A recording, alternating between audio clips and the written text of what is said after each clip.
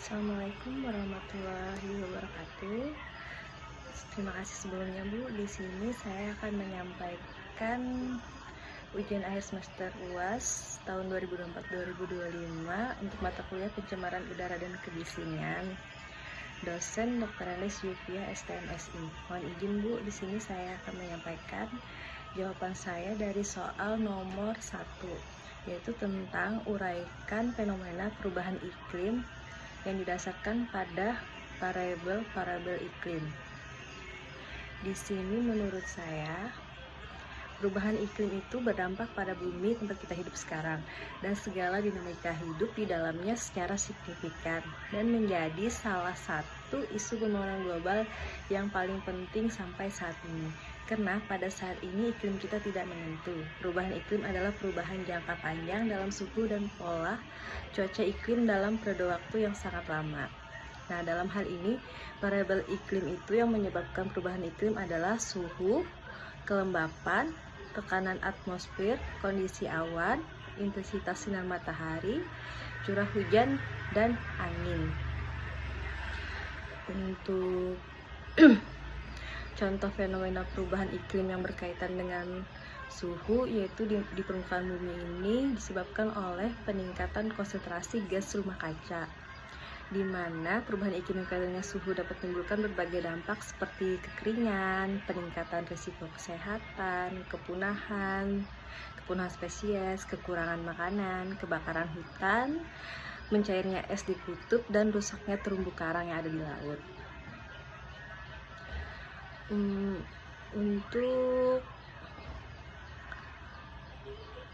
Untuk itu, fenomena perubahan iklim yang berkaitan dengan variabel kelembapan dapat terlihat melalui perubahan pola kelembapan udara di berbagai wilayah, baik itu peningkatan maupun penurunan kelembapan yang dapat mempengaruhi cuaca dan iklim di suatu daerah. Untuk fenomena perubahan iklim di atmosfer itu berpengaruh pada pola cuaca global dan regional. Tekanan atmosfer merupakan kekuatan yang dihasilkan oleh massa udara yang menekan di permukaan bumi. Sedangkan untuk perubahan iklim pada perubahan cuaca itu seperti curah hujan yang tinggi atau musim kemarau yang panjang, awan dapat mengaruhi cuaca termasuk curah hujan, suhu dan kelembapan. Curah hujan yang tinggi atau musim kemarau yang panjang, cuaca mendung yang menandakan akan turun hujan. Sedangkan untuk fenomena perubahan iklim yang berkaitan dengan intensitas sinar matahari, yaitu di mana perubahan suhu, pola atau cuaca dan dampak lingkungan yang dapat mempengaruhi kehidupan di bumi atau sinar matahari adalah salah satu faktor utama yang mempengaruhi iklim karena merupakan sumber utama energi bagi bumi. Perubahan iklim dapat menyebabkan fluktuasi dalam intensitas sinar matahari yang diterima oleh permukaan bumi, yang pada gilirannya mempengaruhi kondisi iklim dan cuaca secara keseluruhan di bumi ini. Di sini ada salah satu dampak langsung dari peningkatan konsentrasi gas rumah kaca. Bisa dilihat di sini, atmosfer adalah pemanasan global yang menyebabkan suhu permukaan bumi itu semakin meningkat sehingga pemanasan ini mengarah pada peningkatan intensitas sinar matahari yang diserap oleh bumi dan memperburuk efek pemanasan. Area yang sebelumnya lebih dingin seperti kutub dapat mengalami peningkatan suhu yang signifikan. Dampak dari hal tersebut, peningkatan suhu ini mengarah pada mencairnya es di kutub dan gletser yang menyebabkan kenaikan permukaan laut. Selain itu, peningkatan suhu juga menyebabkan gelombangnya panas yang lebih sering dan lebih intens di banyak wilayah, sehingga meningkatkan risiko kebakaran hutan, gangguan kesehatan, dan ketidakstabilan ekosistem. Nah, di sini juga untuk perubahan iklim dapat menyebabkan pola cuaca tadi seperti curah hujan, intensitas, frekuensi, dan keteraturan curah hujan. Perubahan ini juga bisa berdampak pada banjir, kekeringan, dan bencana alam lainnya. Untuk fenomena angin memiliki peran penting dalam mendistribusikan polutan di atmosfer. Pemanasan global dapat mengubah pola angin yang ada, baik dalam hal arah maupun kecepatan.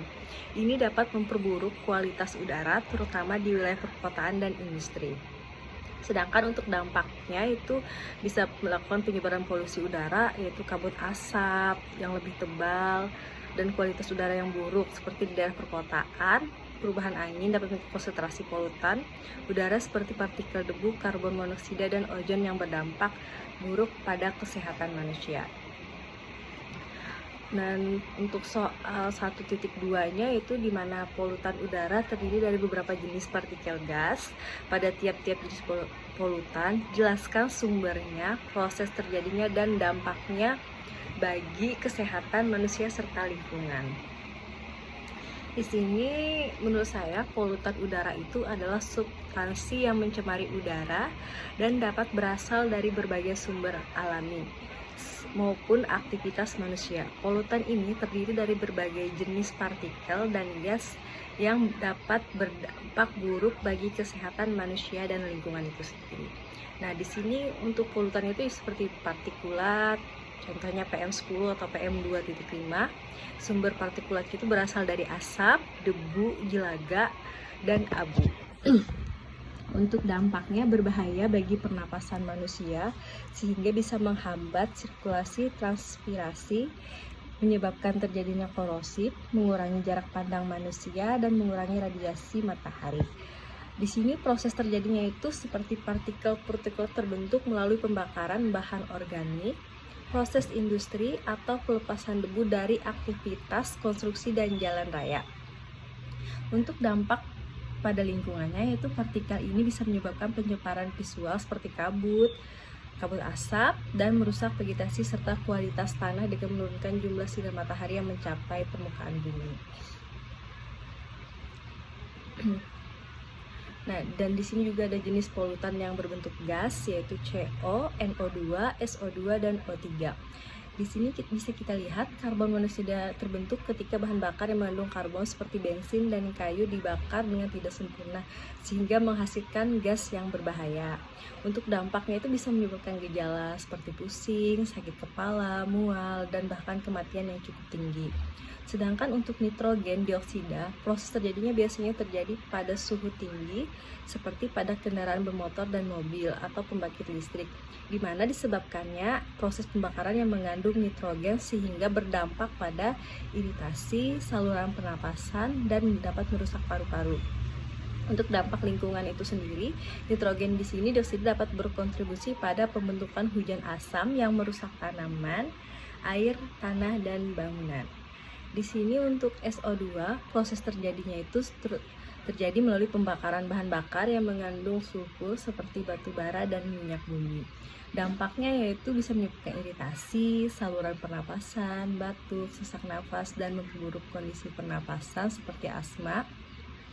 Paparan jangka panjang dapat menyebabkan gangguan paru-paru kronis. Di sini untuk gas O3, proses terjadinya itu yaitu di mana ozon terbentuk melalui reaksi fotokimia antara nitrogen oksida dan senyawa organik volatil yang terpapar sinar matahari.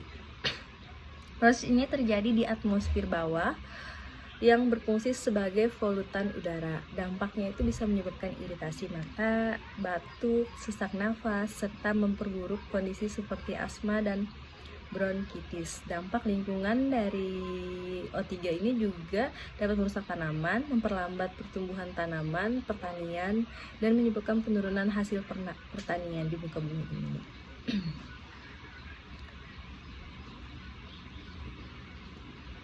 Di sini kita akan masuk ke soal 1.3, yaitu paparkan pengaruh kebisingan baik pada intensitas rendah maupun tinggi, termasuk upaya-upaya pengendalian yang dapat dilakukan. Di sini untuk pengaruh kebisingan intensitas tinggi menurut saya itu bisa terjadi kerusakan indera pendengaran dan dapat menurunkan pendengaran baik bersifat sementara atau permanen. Yang kedua, sangat terasa jika jenis kebisingan terputus-putus dan sumbernya tidak diketahui. Yang ketiga, secara fisiologis menyebabkan meningkatnya tekanan darah, nadi, konsentrasi pembuluh darah, krepier tangan dan kaki, pucat, gangguan sensoris, dan denyut jantung, resiko serangan jantung, dan gangguan pencernaan.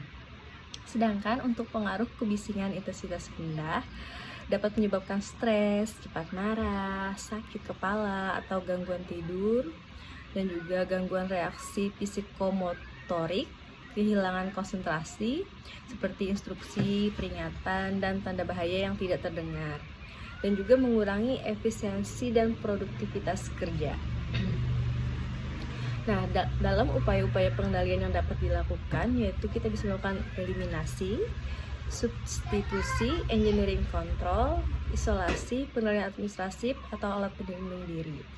Nah, di sini saya buat kesimpulan dari yang pencemaran udara dan kebisingan tadi, di mana masing-masing pendekatan pengendalian polusi udara dan bahaya memiliki cara dan fungsinya sendiri dalam mengurangi atau menghilangkan dampak polusi terhadap kesehatan manusia dan lingkungan.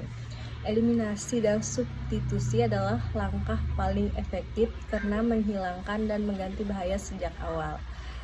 Sedangkan untuk engineering control dan isolasi berfokus pada pengangguran paparan dengan merancang proses dan sistem yang lebih aman.